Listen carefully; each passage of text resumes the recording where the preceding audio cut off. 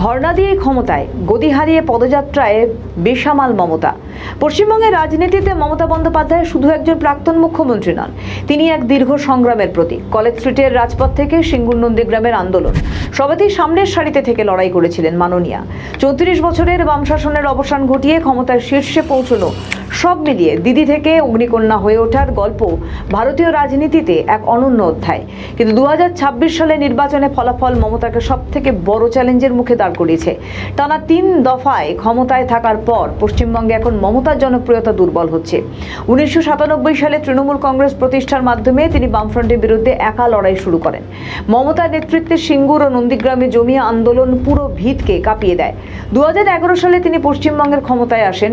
ক্ষমতায় আসার আগে মমতা বন্দ্যোপাধ্যায় দীর্ঘদিন আন্দোলন করেছেন, টানা 22 দিন অনশন করেছেন। তৃণমূল কংগ্রেসকে অনেক কষ্ট করে একটি জায়গায় নিয়ে এসেছিলেন মমতা বন্দ্যোপাধ্যায়, কিন্তু নিয়তির পরিহাস। 3 বার ক্ষমতায় থাকার পর ক্ষমতা থেকে তৃণমূল কংগ্রেসকে সরিয়ে দিল এ বাংলার জনগণ। মুখ সরিয়ে নিল মমতা বন্দ্যোপাধ্যায়ের তরফ থেকে। মাননীয়া ভেঙে পড়েছেন।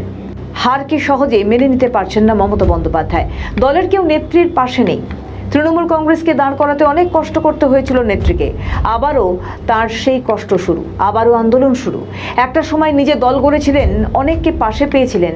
আজ মাননীয়া একা। মমতার সঙ্গে মমতাই, রাস্তাই দেখাবে রাস্তা। 26-এর ভোটে ক্ষমতা হারানোর পর প্রথমবার পথে নামছেন মমতা।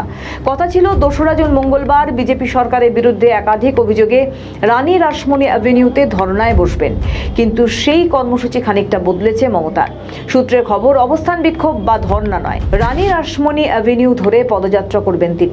জানিয়েছেন পুলিশের অনুমতি না পেলে আদালতে যাবেন না, সাধারণ নাগরিক হয়ে প্রতিবাদ দেখাবেন। সোমবার ফেসবুক লাইভে মমতা বলেছেন, যেখানে আটকাবে পুলিশ সেখানেই বসে পড়ব, মারলে মার খাবো।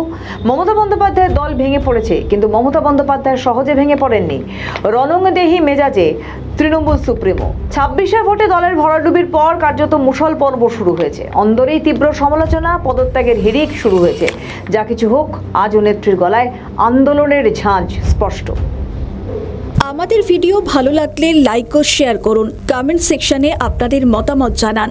আরও ভিডিও পেতে আমাদের চ্যানেলটিকে সাবস্ক্রাইব করুন এবং প্রতি মুহূর্তে খবরের আপডেট পেতে প্রেস করুন বেল আইকন।